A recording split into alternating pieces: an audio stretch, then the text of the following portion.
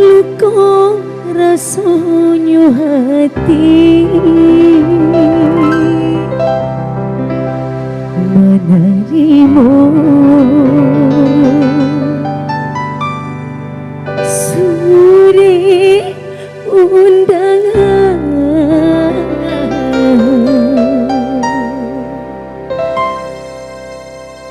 pada budara di dadu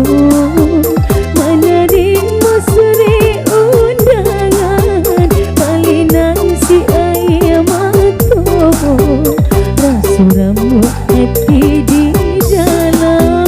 tak bayang kisah lama masuk kita memadu janji tapi kini apa kadaya papisan yunan tak jadi.